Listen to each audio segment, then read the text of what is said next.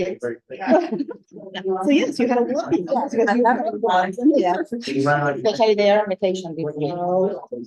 Oh, so they just jumping off the wall. No, because I have 18, she's in college already. The other one is 16, and I have one 8-year-old in the house right now. So yeah, I'm thinking like the 18-year-olds are like, oh, you know, that's my ton of friends. So that's slowly too. Yeah. This is impossible because you only stop there. I'm waiting for Councilor, That's all we Longhouse. Two of the items yeah. I paid attention. I was here. I was like looking for it.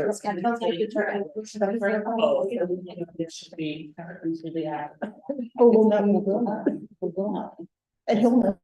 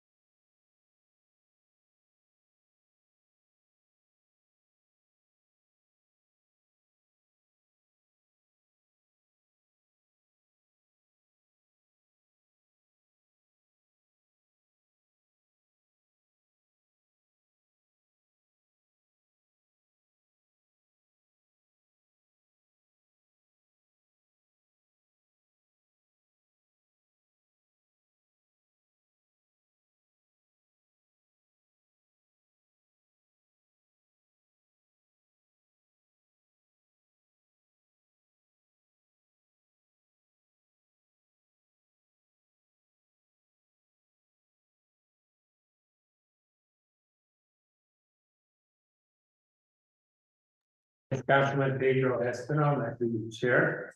I'd like to welcome you this evening. The time is 5:35 p.m.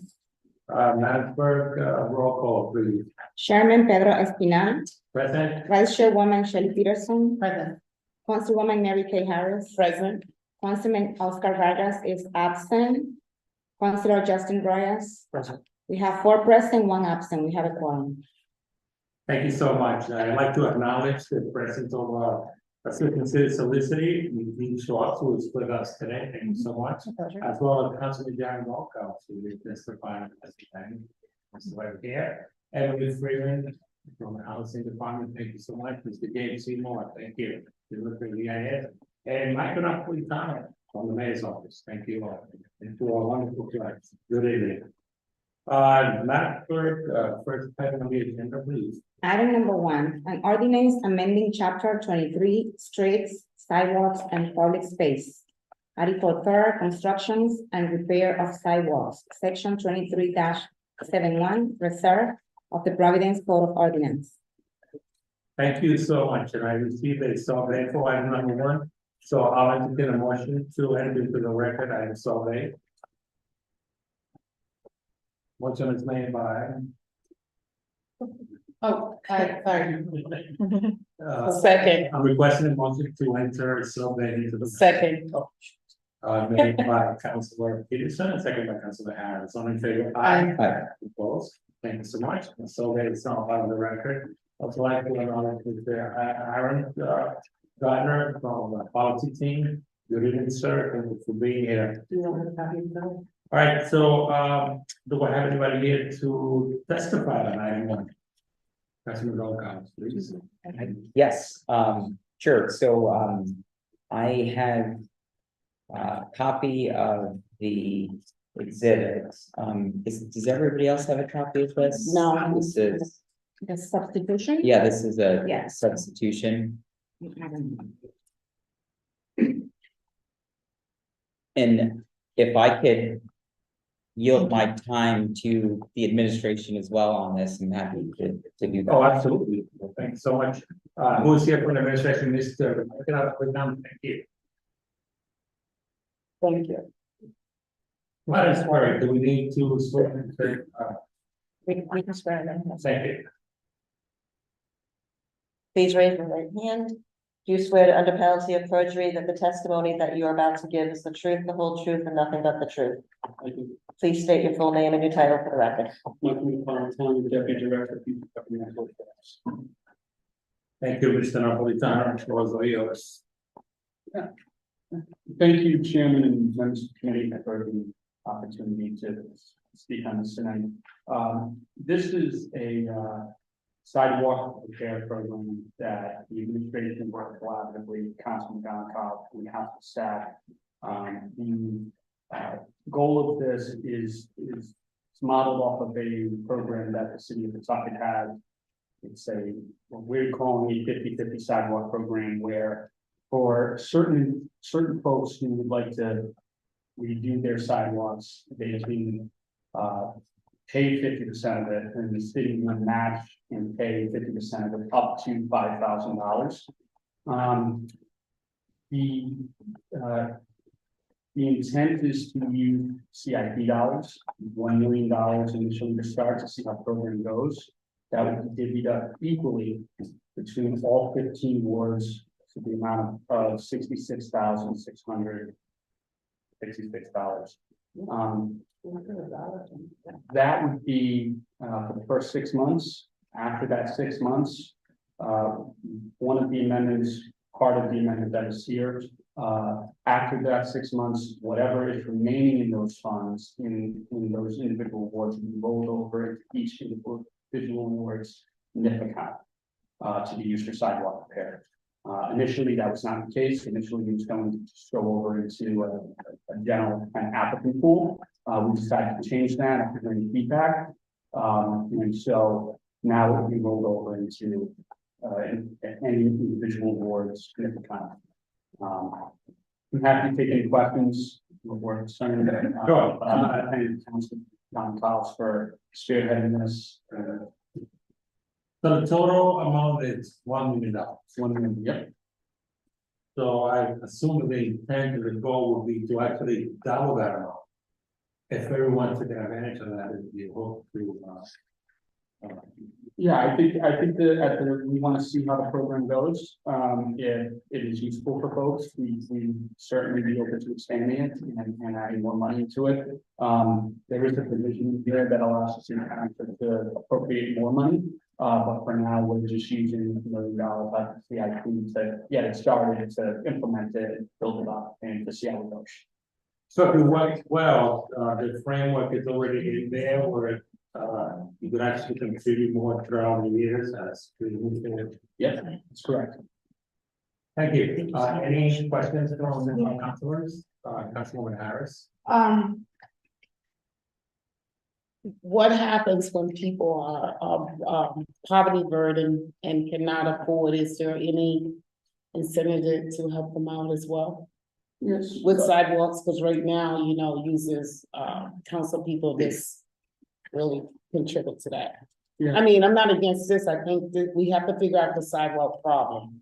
And we don't have enough money. I realize that from being in the council, that we don't have money for sidewalks. So I'm not against this, but I'm just wondering, for people who are burdened, already cost burdened with homes and having homes, is there anything here to also help? So the main thing that we're trying to accomplish is that in this new version, not the original version, the money didn't roll over into the neighborhood improvement funds. We acknowledge that there are some homeowners that may be able to afford to be able to do their sidewalks better than others. So our goal, our hope is that by rolling it over into the NIF accounts where we benefit some counselors, that may be the entire thing after 6 months. For some, it may be half of that. Some there may be none left.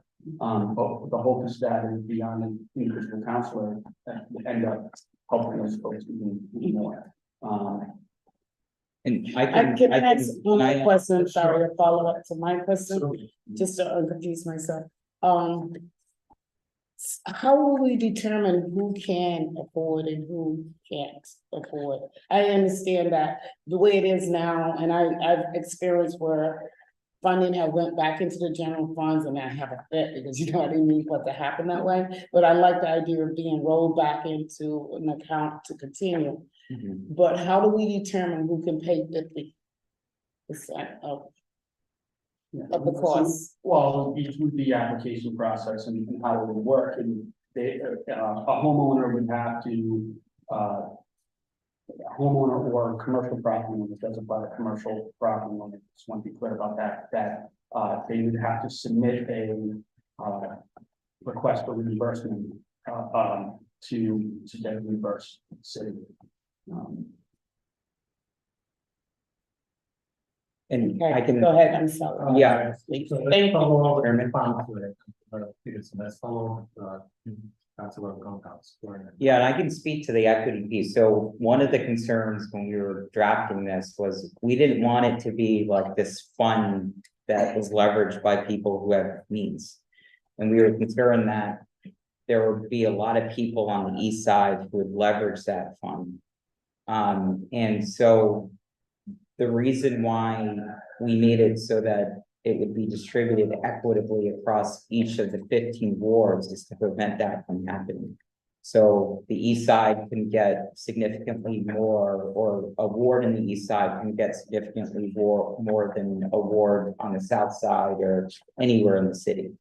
And then the other piece is, if the funds aren't used by neighborhood residents, as the deputy director of intergovernmental affairs pointed out, it would just roll over into the NIF fund, which you could then leverage.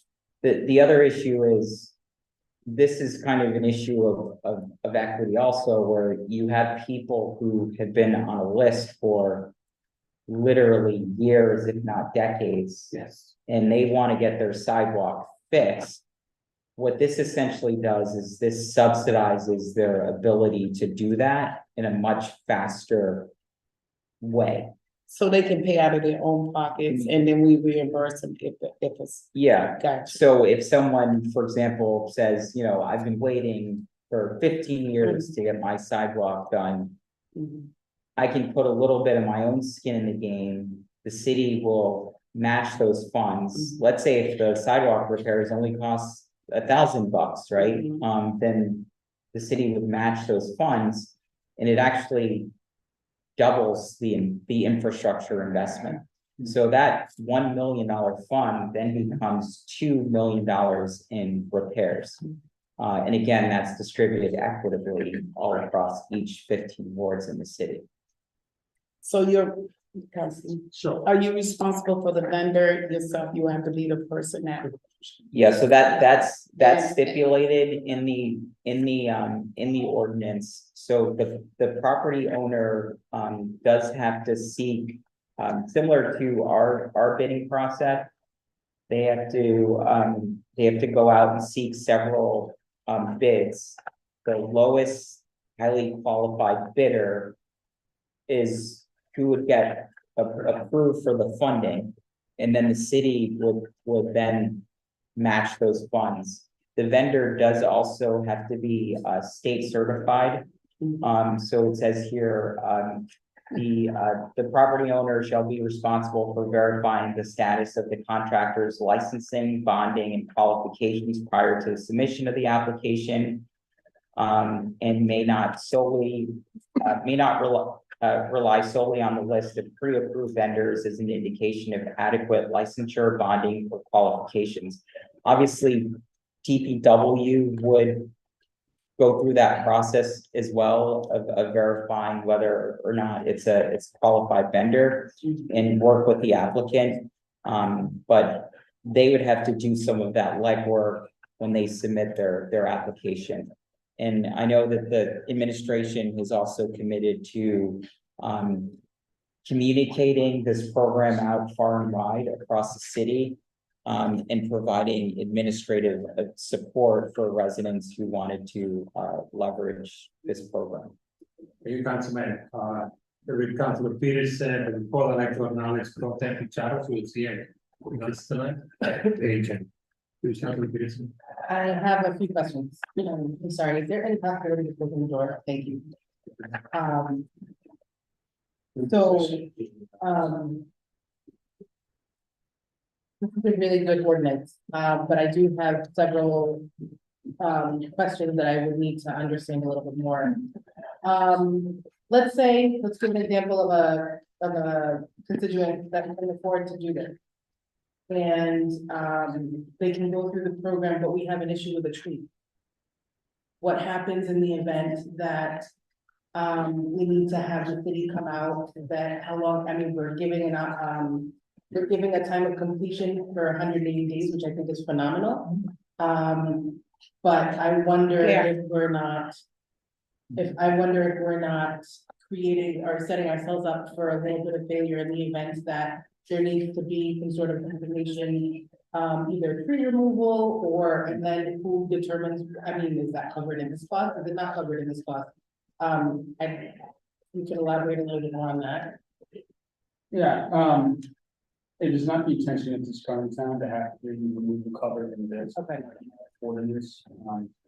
This is really just a pilot program. Yeah. To see how this goes, and I think we can go into in the future, if that is a concern that does keep coming up, and we're finding that without covering the cost of tree removal, that this is just not affected. I think that's something we can certainly build into the cost later. But we didn't want to Understood. kind of, it's only $1 million at first, Mhm. and 66,000 per ward is not that much, and I just want.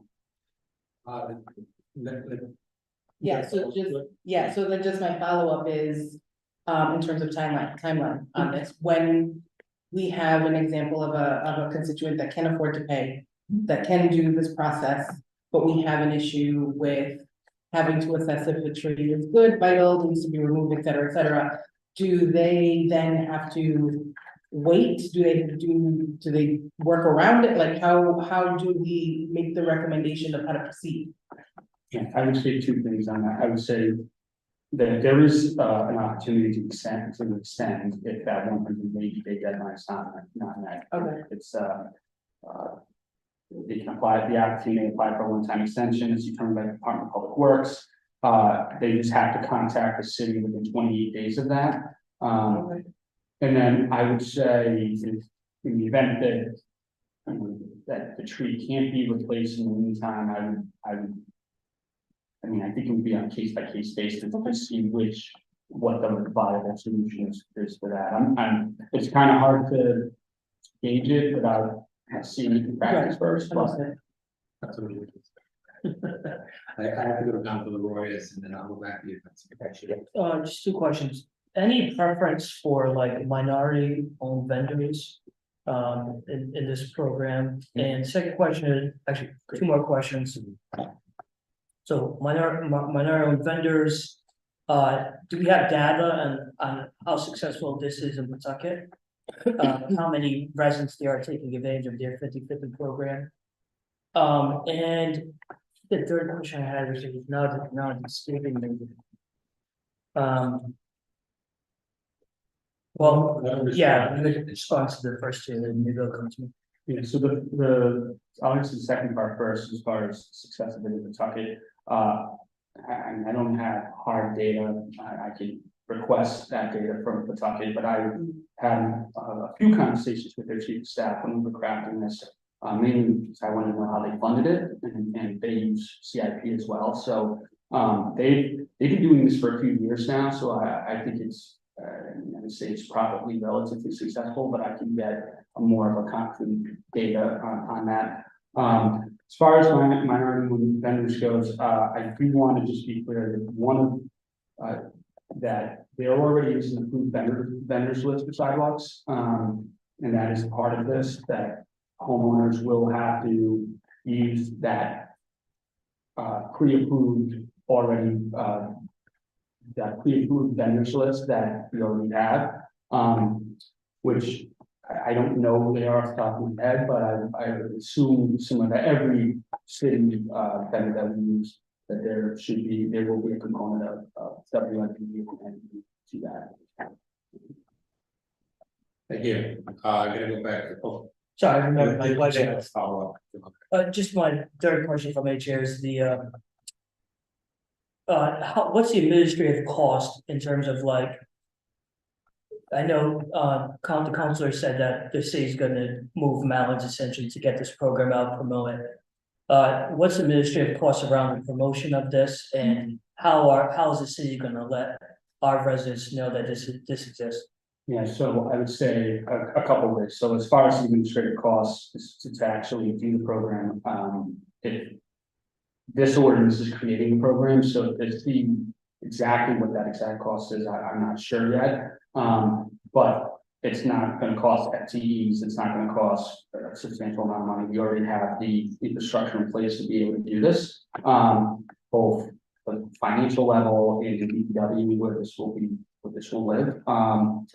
And then, is there a second part to that? Yeah, like how specifically, how's the city gonna market this? Yeah, so it's gonna be, I will be using social media, 211.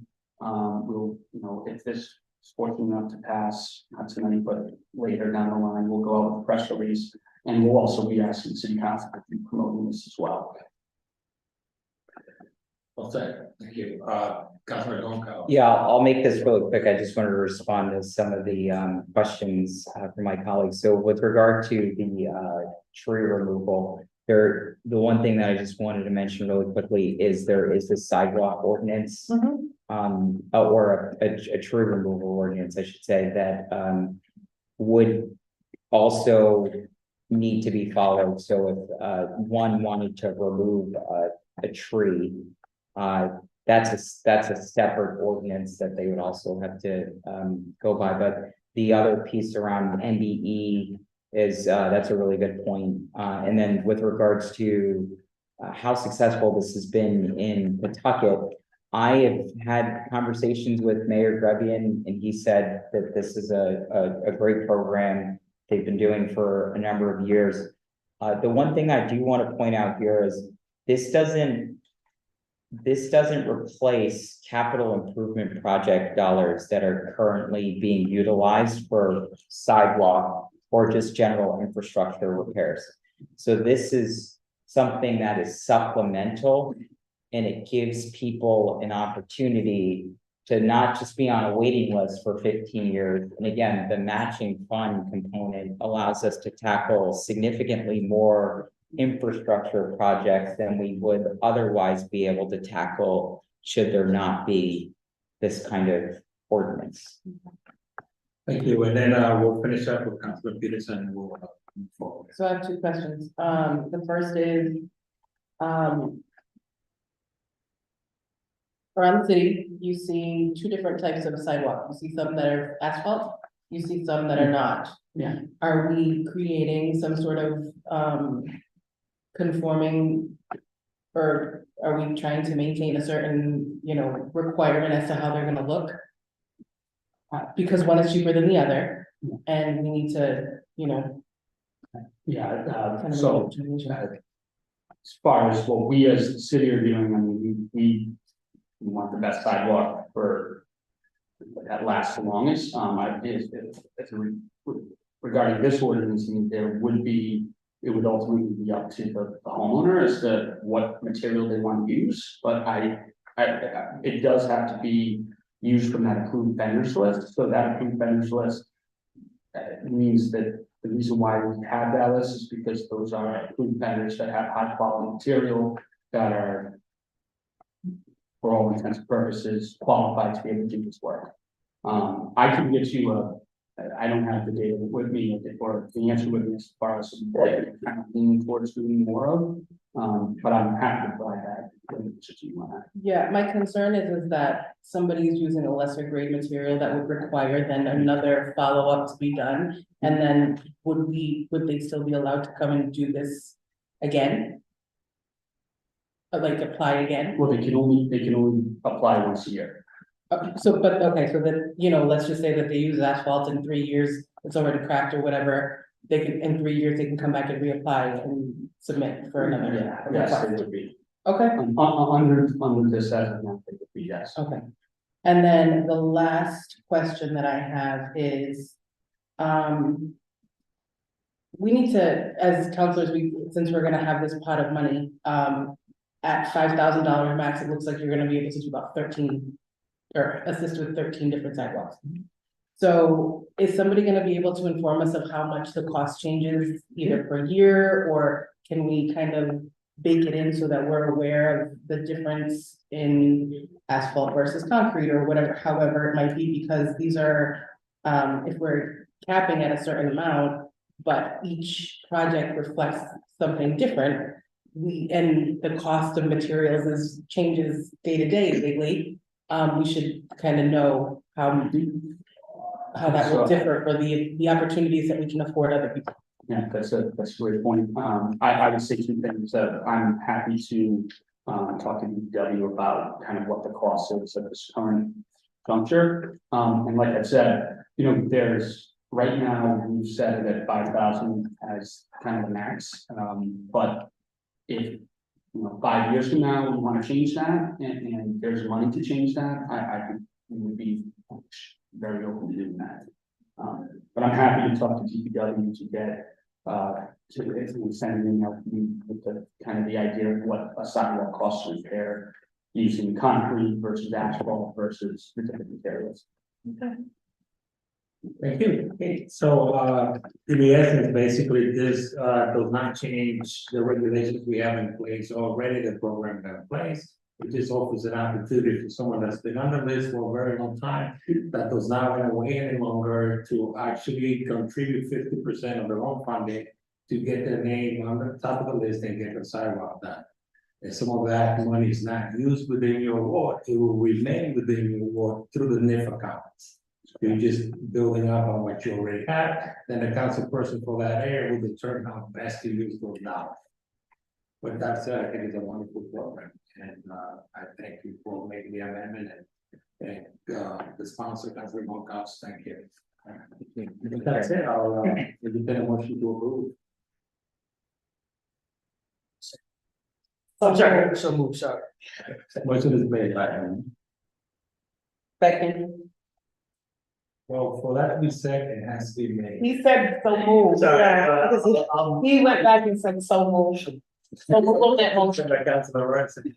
Aaron? Yeah. All in favor? Aye. All in favor? Aye. Aye. Opposed? The ayes have it, the motion is approved. Yeah. Thank you so much. No coffee. Madam Clerk, take an item on the agenda, please. Item number 2, an ordinance amending chapter 14 licensing of the Providence Code of Ordinance to add Article 18 short-term lenders. Thank you, the Senate President Chavez here, that's the final this item. The floor is all yours, sir. All right. Thank you very much. Just a quick overview, just to let everyone know, in terms of the short-term loans, as we call them at the state, payday lending. And this, we, as people have been fighting, trying to see how we can get rid of payday lending in the state of Rhode Island. Rhode Island is the only state in New England that actually allows these payday lending. We had some success in previous years when I was also in the Senate, where the term rates were as high as over 500%. Now we're down to about 260% of these payday lendings, which is a smaller loan, so 500. Currently, the city, in the General Assembly, continue to have these laws to be repealed. So that way, these loans cannot be given at this at our state. Locally, this ordinance pretty much this as according to also a wonderful researcher and Aaron can also add to this ordinance.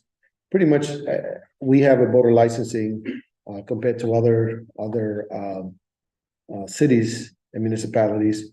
All we can do at the local level, I guess, is provide a licensing fee, a reporting or keeping records of who borrows our money and have it disposed to certain individuals so that they can have records of it, but also that they can comply with the ordinance or the state laws. With that said, this is something more locally at the municipal level that we're trying to pass, so that way, have a more of a controlled environment, that eventually with the goal that the state can pass legislation to get rid of all this payday lending. All right. And Aaron, if you like to also at the appropriate time, Aaron can also share some thoughts on other research that he found out too. Yeah, I was just a comment. So you got All right. so that way you will be heard. Please. Yeah, sure. Did the name and title for the record, please? Madam Clerk, did you swear him in the he's part of the. It's part of your It's part of staff, All right. but it's up to you. Right ahead. Hi, Aaron, Mr. Gardner, I'm the senior policy director for the council. The only thing I, Excuse me, Aaron, do you feel that we have to? So it's whether or not you want this body to be able to hold Aaron to the pains and penalties of perjury.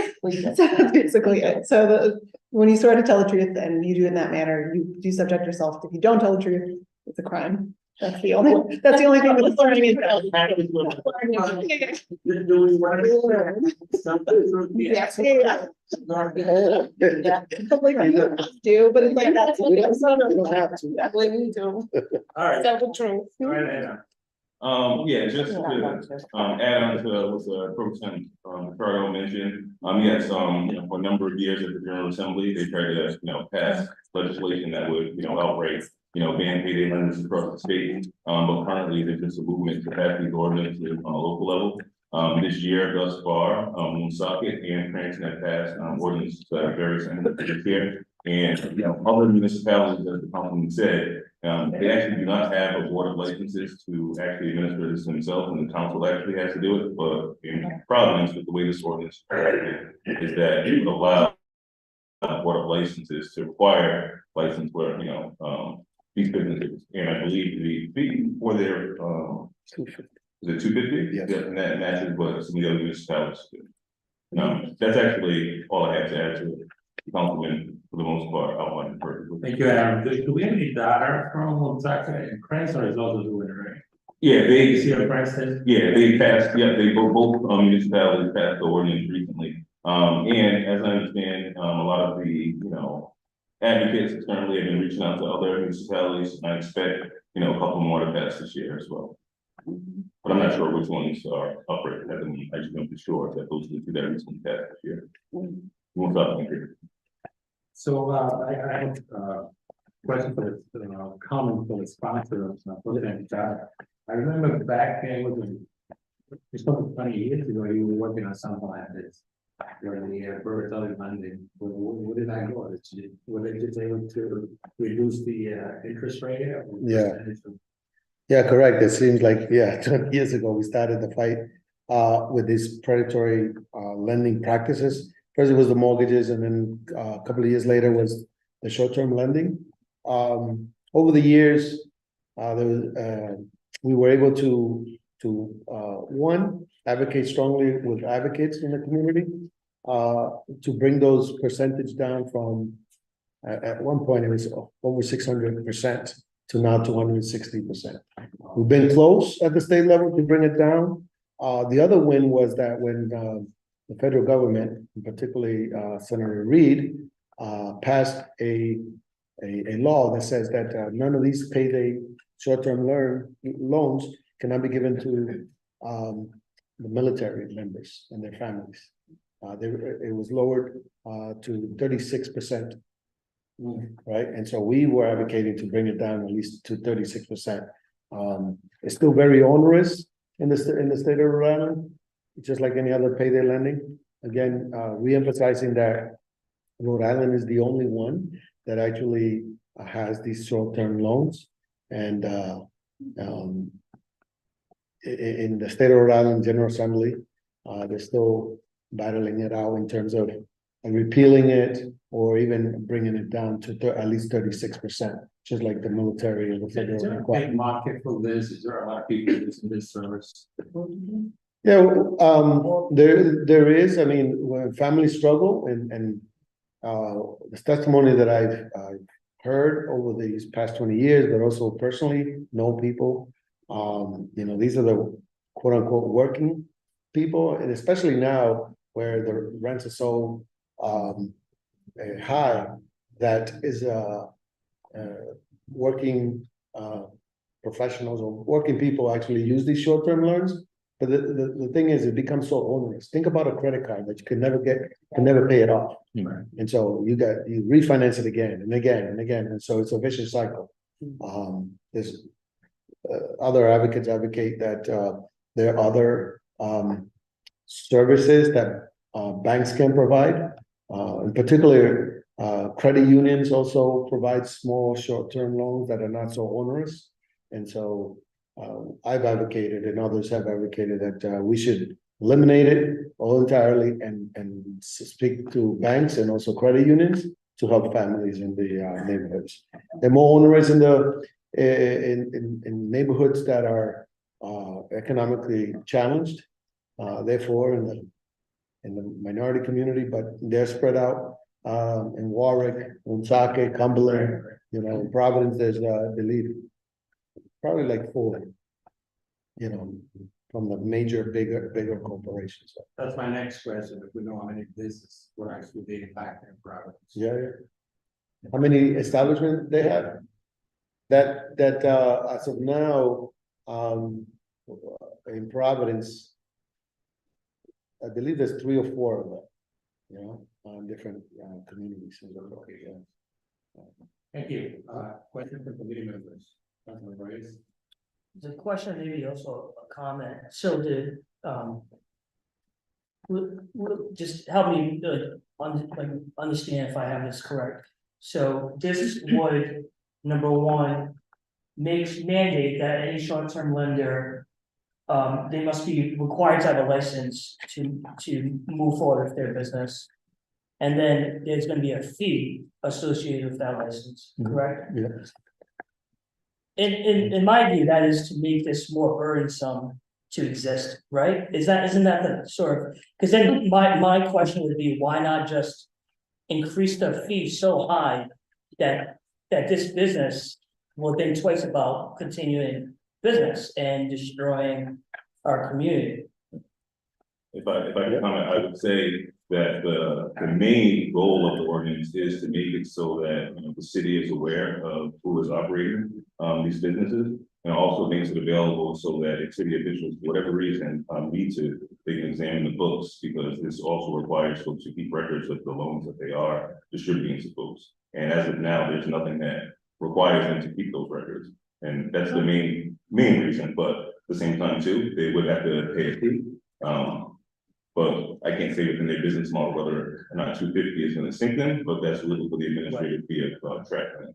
And I'll also add, don't forget that there is also a need for this type of loan. People fall behind some things that they do need them. All right, so anybody else? Councilor Peterson. This isn't a question, this is more of a comment. I think that this is good to have in the book. I supported the bill that is currently at the General Assembly, through my good friend, Rep. Alzate. And I think that this is just a step in the right direction for something like this. We need to be able to regulate and also have availability to records if, God forbid, we ever need to review them. And I think, like I said, this is a step in the right direction. So Thank you, Councilor Goncalves. Thank you, Mr. Chair. I also just want to echo those remarks. I think this is a great ordinance, and I also want to thank you for your leadership on this. I know it's been a long time coming. You've been working on this issue for literally decades at this point, so just want to thank you for your leadership. Yeah, thank you. And, we passed a resolution on it, supporting the state bills, so. All right, so anybody else? Well, I might as well jump in there because I have been a victim of payday, of those loans, the loans, and it's, yeah, you do have a need, you set up for a need, but it's highway robbery to pay it back. So it's not a balance of fairness. And I really appreciate this. As soon as I seen it, I really appreciate it. Just to be able to say, can we, like Councilwoman said, even a regulation, being able to regulate, because I could have swore that I paid triple compared to what they said I needed to pay back in interest. That's because of me being poor and not an urban community using that type of, and a lot of people do and not realize that. Yeah, you're actually being robbed. So, I mean, there's no fairness in it, whatsoever. And I think that's the hot part when you can get away with that kind of theft. So, thank you for this. Thank you. Thank you, Aaron. All right, hearing no other opinions, so it looks like there is unanimous filling approval of this. So with that, I'll entertain a motion to approve. Motion made by Councilor Peterson. Second. Second by Councilor Harris. All in favor, aye. Aye. Opposed? You guys have it. Then the item is approved. Madam Clerk, item number 3, please. Item number 3, an ordinance amending chapter 13, housing, Article 3, affordable housing fund of the Providence Code of Ordinance. Thank you, and I'll want to enter into the record of the what to the fact of Councilor Peterson. Second. Second by Councilor Harris, or in favor, aye. Aye. Opposed? We have it. So based on part of the records, do I have anybody here to speak on this item? Wouldn't Emily be, wouldn't Emily be the housing trust woman? I'm sorry. Thank you. Speaking down, I'd like to call Freeman, the Director of Housing with City of Providence. Madam Clerk, could you please start already? Thank you. Please raise your right hand. Do you swear under penalty of perjury that the testimony that you're about to give is the truth, the whole truth, and nothing but the truth? Yes. Please state your full name and title for the record. Emily Friedman, Director of Housing and Human Services. Thank you, Emily. Go right ahead. Thank you. I have not received a copy of this.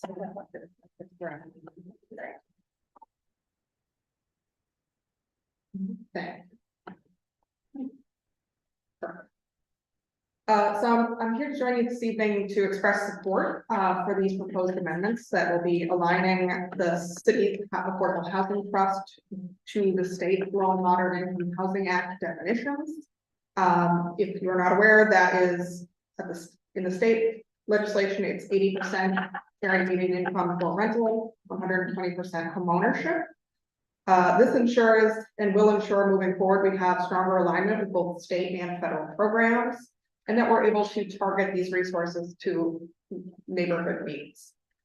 To date, the Affordable Housing Trust has been able to assist and with the development of over 1,000 units of affordable housing in a broad range of neighborhoods. The particular focus of the Housing Trust is to provide gap financing, it has been structured to allow us to retain flexibility and utility to be able to plug holes and find capital stacks of projects to enable those projects to move forward. So we are in favor of this, and we do appreciate the council's willingness to work with us to make these amendments and ensure that we're aligned with this moving forward. Thank you so much. Any questions from committee members? Peterson, please. There's a specific change here that says any funds obligated by resolution by the PRA board upon or prior to shall be exempt from this section. Can I get a little bit more clarification on that one? I'm happy to answer that. But let's generally respond to that since she. Excuse me, I'm sorry, I talked a little low. Sure, so the reason for that is that right now we have been putting out dollars to both the Housing Trust Bond as well as through American Rescue Plan Act. So there are some projects where the board has provided a resolution that we will be providing financing to a project, but that project may not necessarily be closed. We did flag to the council office that there are some projects that have firm, what we call firm commitments, but are not yet signed on the dotted line. And so we were just wanting to ensure that they would have clarity as to where they stand and how this ordinance would or wouldn't apply to them. But just for the record, anything future, once it's signed, will be designated under this particular change in the ordinance. Okay. Thank you. Councilor Harris. My question is, we're able to make these changes because the Housing Trust Fund does not receive any federal dollars, right? We have other resources that go in there other than federal dollars, right? So right now, the primary sources of funding for the Housing Trust are a special obligation bond that was issued in 2021. As well as American Rescue Plan Act dollars. It is important to note for ARPA dollars, the income thresholds are actually even lower than this ordinance. And so the federal regulations don't conflict. Okay, thank you. Thank you for the clarification. Thank you. So now we're going to come to Rice. Yeah, thank you, Chair. I would, Sir? yes, I'm sponsoring this bill. I'm obviously really excited about this. And just to, in my mind, to break this down further, when we talk about using the money from the Housing Trust Fund, in my mind, it's broken into sort of funding development around rental properties, which would be less than or equal to 80% AMI. And then in this amendment, it also really speaks to the importance of home ownership, which I know Councilor Pearson is passionate about, which the threshold would be 120%, equal to 120% or below, for home ownership opportunities. So, I think it's a fantastic amendment. The original, ordinance, in my view, whenever we talk about 120% AMI, I do disagree with the HUD AMI rates. I do think it leans towards the higher end market. Right, absolutely. Or folks who have a higher income, so, Mhm.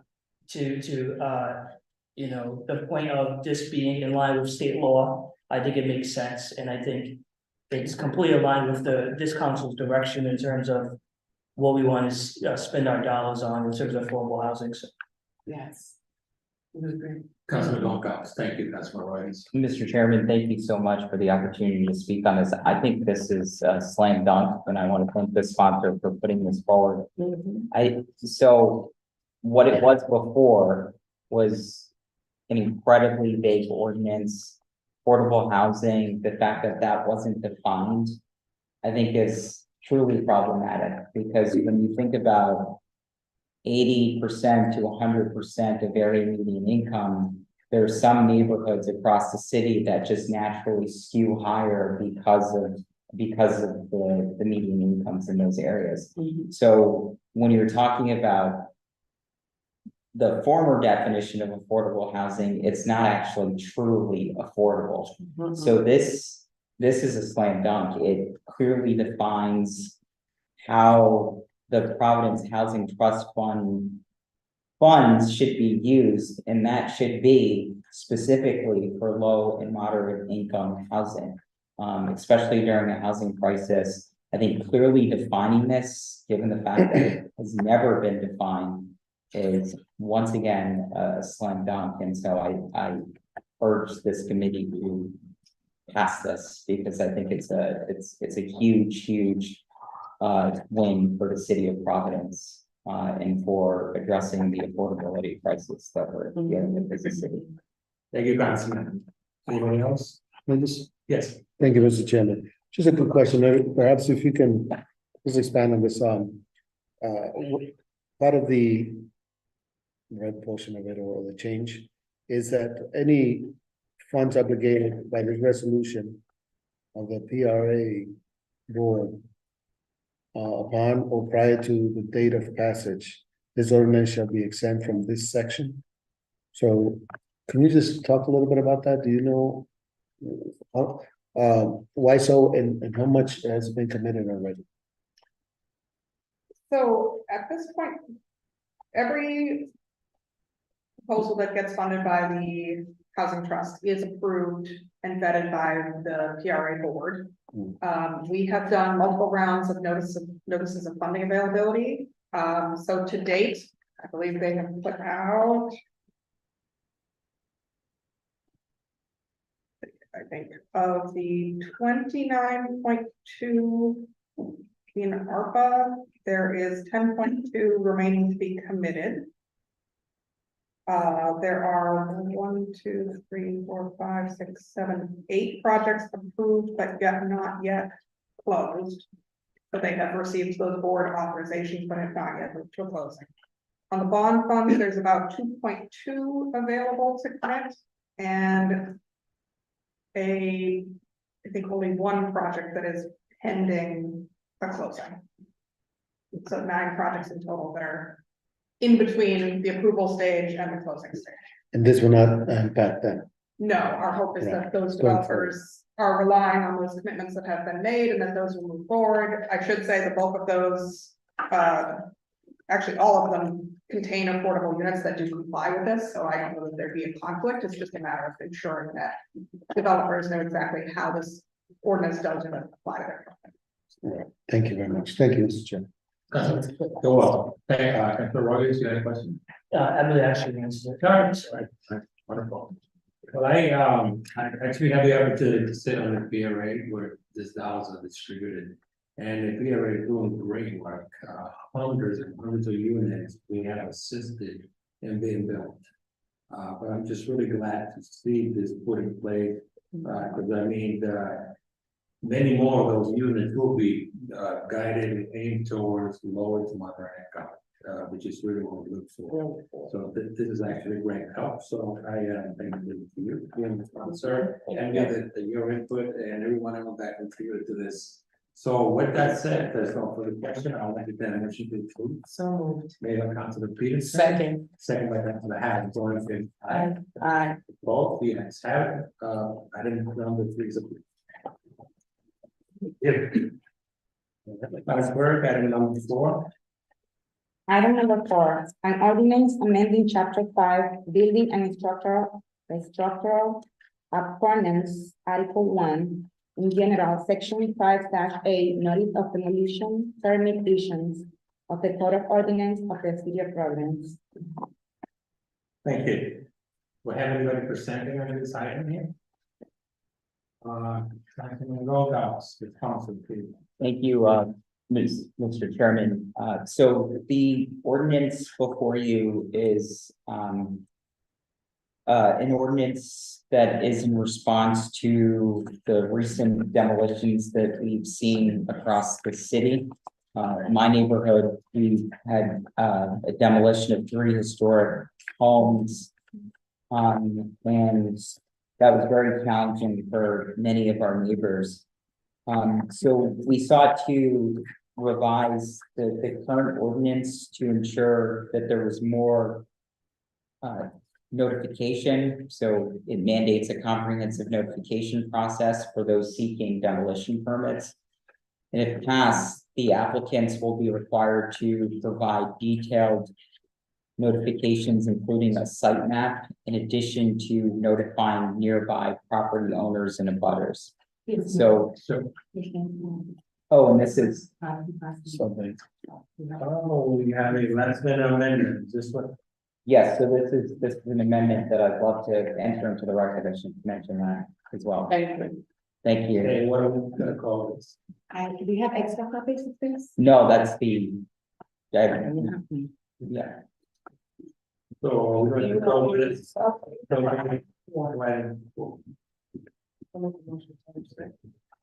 Second. So motion is made by Councilor Peterson, second by Councilor Harris to enter survey item for item number 4. All in favor, aye. Opposed, the ayes have it. Thank you. Please continue, Councilman Collins. Thank you, Mr. Chairman. So the amendment mandates a comprehensive notification process for those seeking demolition permits. And again, if passed, it will require anyone seeking to demolish a property to include a site map in addition to notifying nearby property owners. So this initiative aims to expand transparency, notification, and to ensure community well-being. I can go through the specific aspects of the ordinance here. So the first piece is a comprehensive application that would include a copy of their application materials being sent to the Department of Inspections and Standards. This is typical protocol as per this ordinance. But what this amendment. Councilman, excuse me. Yeah, sure. So as you go through, we compare to what currently exists. Sure. There is an application process already with EIS, right? Yes, so So this- this one here is different. yep, so this section 1, A, a copy of the application submitted to the Department of Inspections and Standards. I'm sorry, Councilman, well, we got Mr. James C. Morgan, which I will call to sit with us and get him sworn in, since he is the director of the IS. So we can actually more into what we have here. Go ahead, Anna. Please raise your hand. Do you swear under penalty of perjury that the testimony you're about to give is the truth, the whole truth, and nothing but the truth? Please state your full name and title for the record. James C. Norfolk, third, Director of Inspection and Standards. So Thank you, Mr. Director. So, please continue. Yep, so thank you for being here, Director. So the amendment would require that there is a site plan with the location of fencing, debris staging, dumpster locations, as well as a separate dust, lead, asbestos, and mitigation plan. So that is something that isn't currently in our ordinance that would be added as an amendment. The reason why we think this is an important aspect to the ordinance amendment is because there is confusion about what the staging will look like, where the dumpsters will be, and that causes a lot of concern and anxiety in this specific case that we had recently, it's very close to several nearby schools, lots of foot traffic, and it wasn't very clear as to what that would look like. So that solves for that concern. The other piece is a butter notification. So this ordinance would require that there is notification to anyone within 200 feet of the lot where the removal or grading is set to occur, to ensure that all potentially affected parties, known as the abutters, are duly informed. We've seen several times throughout the city where demolition occurs and people within that general vicinity, especially abutters, don't realize that the building is going to come down. And I think that is, that's our current ordinance does not require for a butter notification. So that helps to ensure that there's more transparency and people aren't being completely blindsided when a demolition is set to occur in their neighborhood. So that's the bulk of the changes here. In response to some of the feedback that we received from the Department of Inspections and Standards, as well as the Planning Department, initially, the ordinance that was proposed included a fee that the applicant would have to pay if they were to move forward with a demolition, as a way to notify some of the abutters, but also to advertise that the demolition would take place. On behalf of the Department of Inspections and Standards and their feedback, we decided to remove that fee. They thought that that fee would be problematic, so we took their advice on that and struck that from the exhibit that you see before you. So that's that $150 processing fee. There was also fees associated with publishing the notice in a newspaper. We heard loud and clear from the Department of Inspections and Standards that that would be very prohibitive. It would in fact cost hundreds, if not thousands of dollars to circulate it within a local newspaper such as the Providence Journal, which is what is currently required if there's any zoning change, for example, and that's a stipulation of our zoning code, but we decided it wasn't necessary here because it would have been prohibitive for anyone who was seeking a demolition permit. So those are changes that we made as a result of the feedback that we received from the Department of Inspections and Standards, and everything else here is pretty straightforward. The other piece is the site posting, which requires more specific guidelines as to what the site posting would look like. So currently, the site posting is and the department head could speak to this. It's basically a sheet of paper that they would put on the property, and it wasn't highly visible. So we decided that it would make more sense to have something that was on all weather material, specific guidelines as to what it could look like, so that way it was noticeable. And that is this would require that it is on site for 14 days prior to the pending demolition. So that's a change from 7 days. So the current notice, which is require 7 days of posting on the site, this would extend that by an additional 7 days with specific guidelines as to what the all-weather material posting would look like, so that it's highly visible and people would be aware that there was an impending demolition that was happening in their neighborhood. So that's covers the bulk of the amendments to this ordinance, and I'm happy to yield the rest of my time to Director Moore. Thank you. Mr. Seymour, if you'd like to contribute. Echoing what Councilman said, that we learned a lot from the Angel Street. We learned that to read the notification that was posted on site, you would have to trespass. That's the only way you would be able to read that notification. It created, it was problematic.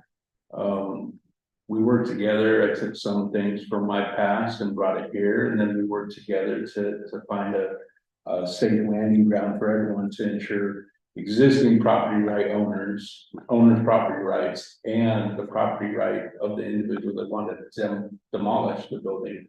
We didn't infringe on those. So that's why the notification process is a little bit longer, but we're still coming to the end process of the project moving forward, but providing that notification at the sidewalk, at the front, so the passerbyers know what's coming.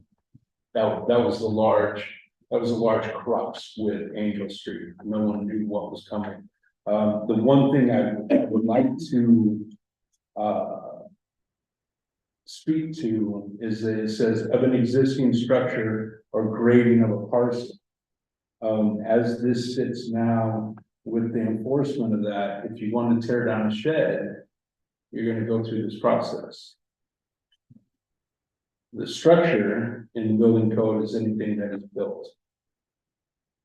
You want to tear down a porch, you'll go through this process. Grading, we use 10 and 50 yards for environmental purposes.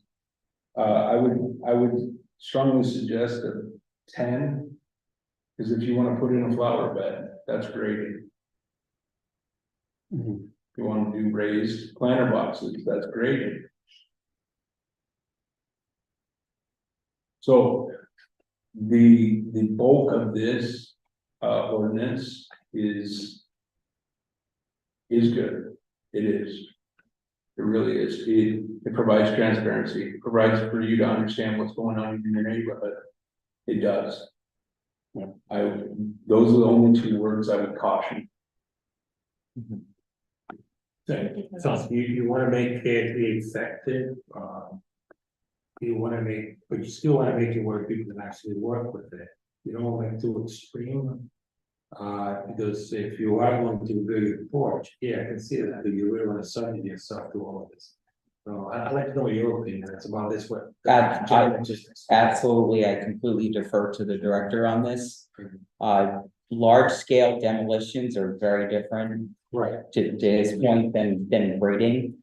So that's something that we're happy to amend. I know the assistant city solicitor worked very closely with us on this. And there was mention that is something that we would be happy to amend tonight on the floor and just take out the grading piece across the board on this ordinance.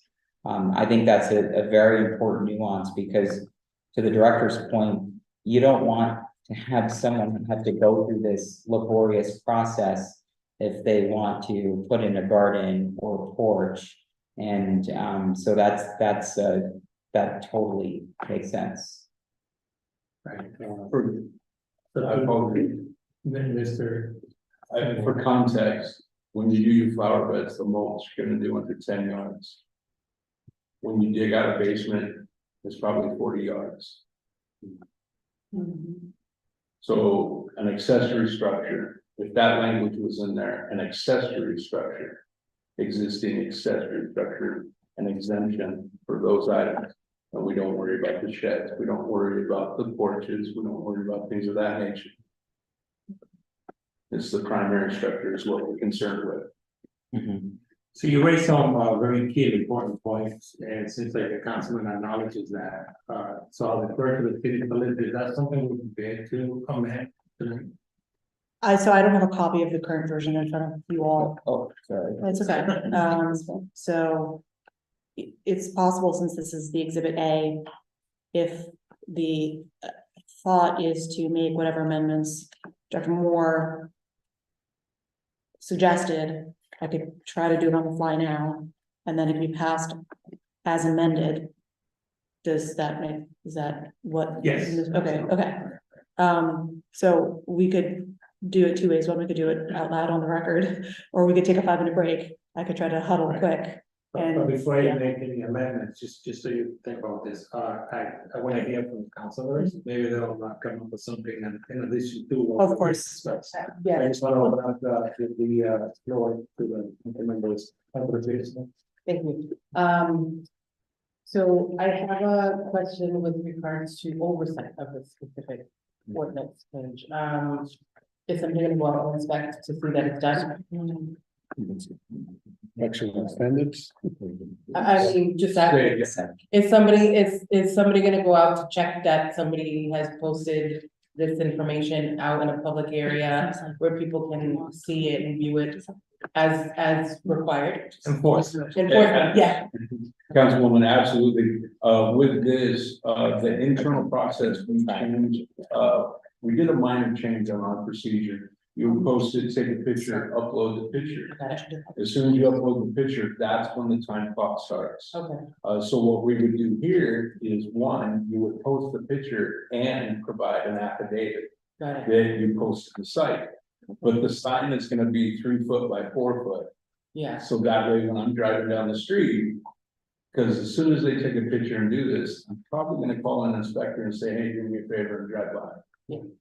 fair enough. And then I have one Thank you, other just a follow-up. follow-up question. I appreciate ordinance like this and but I wonder about prior developers that have had issues of penalties due to the way that their demolition has been done before. So I'm wondering if there is any sort of stricter research or anything that we would be doing, knowing some of these problem developers that are in the area that have done things that have been cited either to the EPA due to whatever it was. Are we going to be being a little bit more stringent to some of those that are, still in our neighborhoods and still focusing and knocking down to rebuild something bigger and better for whatever it might be? The way this process will work is like the others. The unfortunate part to that aspect is that if a permit application meets the requirements, the state law says I shall issue it. So I have to issue the permit. But what I can say is that because of the sensitivity of demolition in the city of Providence, because of its size, that with now, as of today, we have enough building inspectors that we will be able to provide coverage to ensure that the proper measures are taken, such as erosion control, such as silt fencing, prior to demolition, prior to start. These are the things that I'm spending this year doing, is writing those procedures, that you'll have this in place prior to commencement. Outside of this, it'll be an internal process. Thank you. Councilor Roya, and then Councilor. Just want to raise this and maybe the sponsor could weigh in as well. When it says, on page 2, section B, upon receipt of an application, the building official shall provide written notice to the city council representative of the ward in which the property is located, which shall be delivered either by the city sergeant or through electronic communication. I'm wondering, for good faith effort, if we could do and. So a letter will be delivered to the city sergeant and through email communication. Absolutely, yeah, In addition, That's- I don't think that's cumbersome. I don't interrupt councilman. yeah, no, absolutely, yeah. So, I don't think it's cumbersome per se. We email both the sergeant and the council member of the ward. If you would like,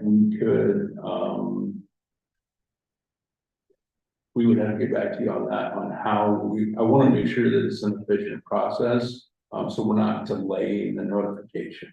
That's my concern, is that with the electronic abilities now, I would have hoped we could have used that, but it's something that Councilman can discuss along with legal. I would say, there's demolition in my neighborhood, Mhm. and this is not necessarily the process right now, it's not because of this, because of just tech issues. I'm having a difficult time having access to an email.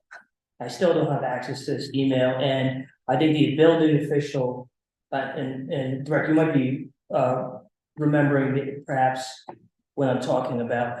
I had wondered if the person had reached out, why I wasn't notified, because it's a current under, city ordinance. And in fact, they sent an email to the email I don't have access to.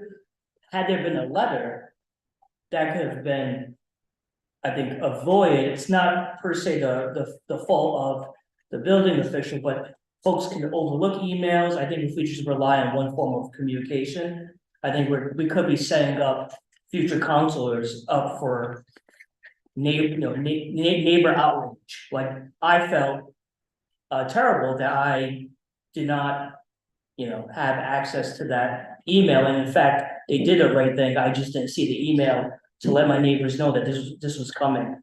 So that's why I bring that up. I just for good faith effort, I think we should go try all avenues of communication. And if I might just say one, Director, you had mentioned that there will be more internal. The department is adequately staffed for inspectors, and that there will be internal processes as far as enforcement. While of course I believe you, I'm thinking about the directors and the departments and the makeup of the inspection department to come after your tenure, right? Like, down the line.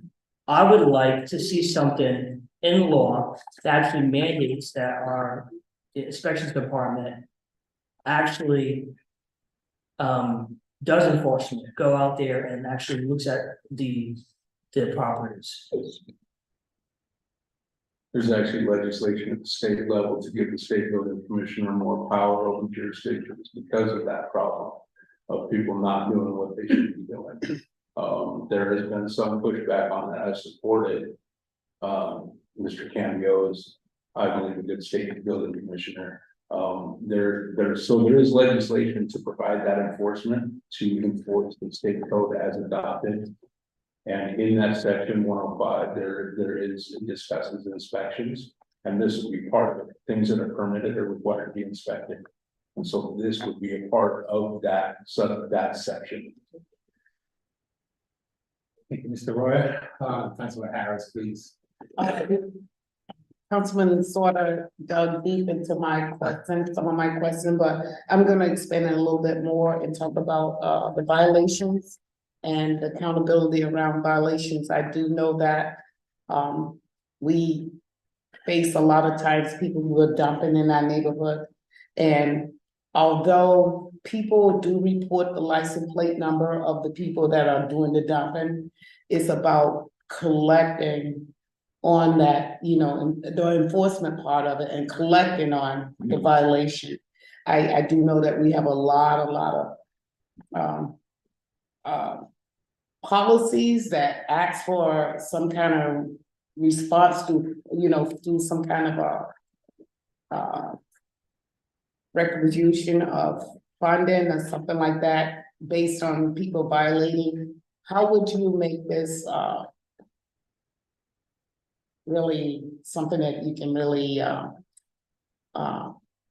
hold people accountable for? I'm talking about the funding part of the $50 payment for people who are violating. So when we get to the violation part, with the reorganization of DIS that I went through this year, I put a succession plan. I put more leadership in that area to ensure that we're having daily touches on what we're doing. Deputy Director Kevin Mahoney is in charge of the fines and violations and things of that nature. I've instructed that area to become more diligent in what they do daily. So that way we're ensuring that the bad actors understand that it's painful to be a bad actor. And so that's what we're doing. So if it's $50 a day, it's $50 a day until you remedy the issue. Then you pay the fine or we lien the property. May I, Councilman? Absolutely, all right. These new positions, these new positions, are they a part of our budget that's coming forward this term? So the positions that I went through a reorg and actually saved a couple dollars. In the reorg, it's just better utilizing the existing positions. There was overlap in many of the positions, and so I reduced the overlap. Filtered out the duties to streamline the process. And with that, I gave more power to the property maintenance section. When you give them the call or till someone goes through 311, now it goes to a direct channel. And then if you ever see Carl Mello tagged on anything, that's my guy. That's who I don't dive down into the employees. I go right to Carl and I say, fix this. Or I go right to the chief of building, right to the chief of electrical. I don't go down below that. They'll get it fixed. And I think that's what the department was lacking, was a structure, a process. I got you. Because we've heard some complaints over there, you know what I mean? So thank you for that. Thank you. Thank you for your work. All set, Councilman? Yes, thank you, sir. Pro Tem. Thank you. Just a couple of things. You just mentioned, there's legislation. Is it on the books already or is it proposed? It's proposed. Okay, so it's, still in the, we're praying for it. That is, Yes, so absolutely. is there, aside from that, is there any recommendations to do it locally? To answer those questions, that you're trying to, or that you support at the legislative level? Through an ordinance or other things? So that piece I cannot, because the state adopts the code. Yeah. I can't adopt it outside of that. I can't make changes to the code. Yeah. I can just enforce what they adopt.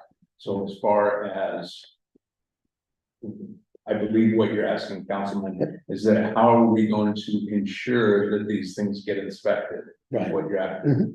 So the only assurance I can give you is that it being adopted by law, then that's what we are tasked to enforce. And if we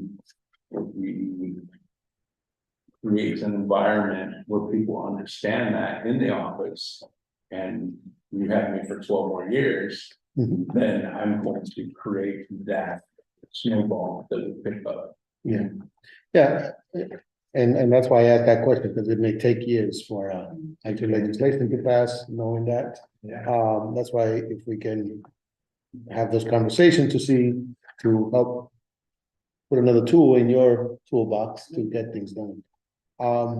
The other question was in terms of this piece of legislation moving forward applies to all demolition, right?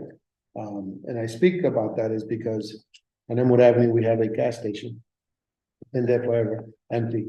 They just, believe the new owner applied for a demolition certificate. When this resolution, when this ordinance passes, they would have to adhere to that, correct? And they applied already. Yes. At least that's what I was informed through your department about a month ago or two, but once this takes effect right away, correct?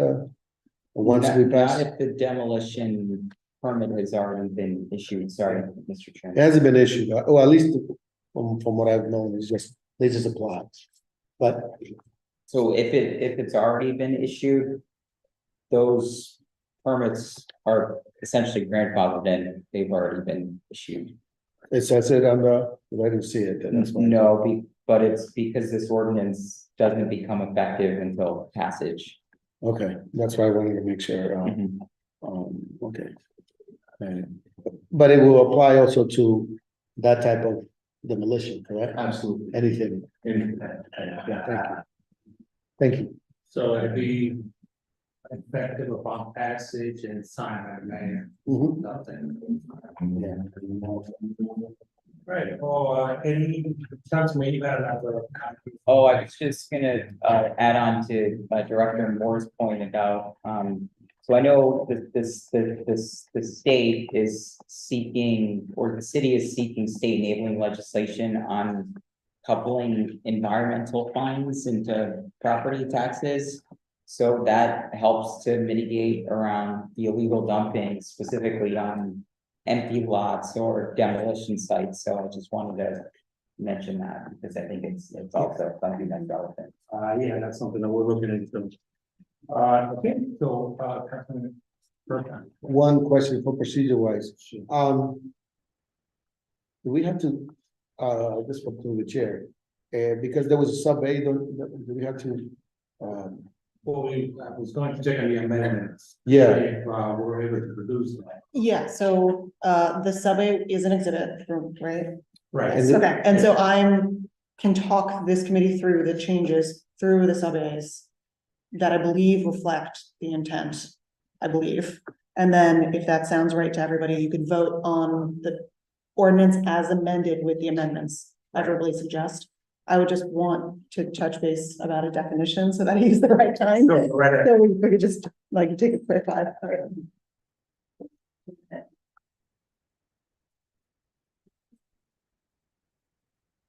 Let's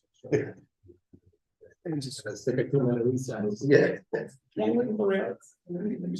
Oh, us. We wait for that. You are being recorded. And then remind you on this.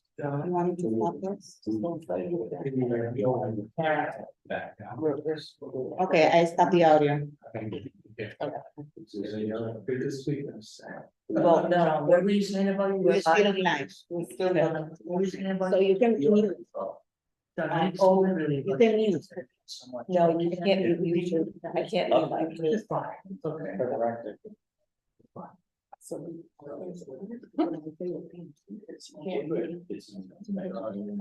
Great one. Select, like that, I'm very keen. Like, Thank you. it's ready now. Who was that? Did you hear that? People that needed. Do the phone. You want, you can go. Process.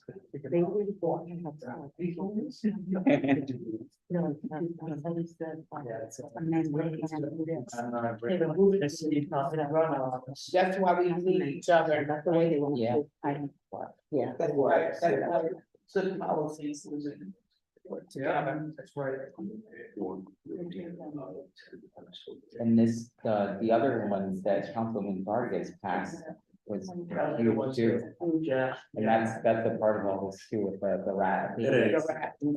But that's another. Even have rats. Okay, we're back. Can I come back? Yes. Are we ready? I believe so. I have to start. Okay, Ready? yes. Let's do it. Thank you. Okay, so- Okay, so walk us through the amendment, please. Okay, so my understanding for the changes that were concerning was the existence of the permit applying to grading. So to that end, I understood that the sponsor was fine with eliminating all of grading permitting. Mhm. And then to narrow the definition of the word structure, which I also tried to uniformly apply where building was used instead of structure. So that's my goal in these changes. I'm gonna talk you through what I'm trying to do. All right. So first line where it says notice of application for a demolition or grading permit. I would just take out the word or grading in that line. I'm also happy to give the clerks the copy of what I have marked up. Yeah. Okay. So we're just on page 1 where it says notice of where it says section 5-8 notice. So I would take out the word or grading. So that it would read notice of application for a demolition permit, period. So they got a little grading. Then in subsection A, upon the application of a permit to the Department of Inspection and Standards for the complete removal of an existing structure, I would then take out or grading of a parcel. And then the comma would remain and the rest of the sentence would remain. In that sentence, after the period, following application, but before the start of the sentence, said notice shall include, I would include a new sentence that starts, for the purposes of this section, a quote structure unquote shall not include accessory structures as defined in the zoning ordinance. Okay. I anticipate that this would ameliorate any concerns about people taking down a bad shed and just keeping their yard safe. Okay, then under section A(2), where it says a list identifying all parcels and owners within 200 feet of the lot where the removal or grading, those or grading would be taken out, is to occur, and the rest of the sentence would be the same, except actually after the word quote abutters, since it looks like section 3 was deleted, I would actually make the semicolon and the word and take that out and put a period to end that sentence. Great.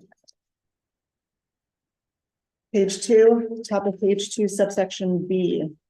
Notice of an application for the complete removal of an existing structure or grading, those two words would be removed. The rest of the sentence of a parcel shall also be distributed as provided for in this section. That remains the same. Then skipping down to what is currently marked as subsection little I, it looks like that should actually be subsection II. I would make that change. Written notice shall be sent at least 14 days prior to the demolition or grading. I would take out the words or and grading, containing the date, time, and place of the demolition or grading. I would take out the words or and grading, leave the comma. The nature and purpose of the demolition or grading. I would take out the words or grading. And a map showing the existing boundaries and adjacent streets and roads of the property that is the subject of the removal. Subject of removal or grading, I'll take out or grading, as well as city or town boundaries were appropriate too. And then skipping down to subsection B, any individual or entity holding a recorded conversation or preservation, conservation. So it'd be any individual or entity holding a recorded conservation or preservation restriction on the property that is the subject of removal or grading, take out or grading, and the rest of that sentence remains the same. And then the next change would just be from little IV, which would be little 4, change that to III, just to keep the numbering uniform. So then subsection C, any applicant who applies for a permit for the complete removal of an existing structure or grading of a parcel, I take out from the word or all the way to building official. So this is how that sentence will now read. Any applicant who applies for a permit for the complete removal of an existing structure shall post at the property a notice alerting the public of the pending demolition, or takeout or grading for 14 days prior to the commencement of said demolition, period, and takeout or grading. The next page in subsection big E, the estimated start date of demolition, period, and I would take out or grading there. Then in subsection II, still on page 3, the site posting shall be on all weather material of not less than 3 foot by 4 foot located adjacent to the property line along the front / sidewalk / address side of the, and then take out the word building and replace it with structure, just to maintain a uniformity of word usage. Looking at subsection IV, any applicant found in violation of this section shall be subject to a penalty of $50 for each day that the required site posting was lacking and may result in the voiding of the applicant's permit to demolish, take out the words or grade, and take out property, because we're not grading property anymore, and replace the word property with structure at the discretion of the Department of Inspection and Standards. Subsection D, no permit shall be issued for the complete removal of an existing structure or grading of a parcel. Those words would be eliminated, or grading of a parcel, and then the rest of the sentence would remain the same. And then going down to subsection G, just all the way at the bottom of that sentence, or grade, just take those 2 words out. So fingers crossed, I got it all. And so if there are any concerns or questions, I think you can ask me or. Thank you so much. That was quick. That was very impressive. That was fast. And if you find something, then you bring it to the floor. Yeah. Right. You know that and it should come up within a minute. Yeah. So I think that we're okay from now. So with that said, if there's no further comment, I will entertain a motion to approve as amended. As amended, so moved. Motion is made by Councilor Peterson. Second. Third. Yes, second, Councilor Reyes. All in favor, aye. Aye. Opposed? Yes, have it. This item is approved. Thank you so much. Great work, great team. Thank you so much. Thank you. I'm very pleased that there is no further business on the calendar, so I'm gonna motion to do it. Great work. Thank you. I sweat there a little bit. I was like. Meeting is adjourned. Who's second? Who's Wow, you're running a mission. Still light out. What a day. A lot of business. Quickly.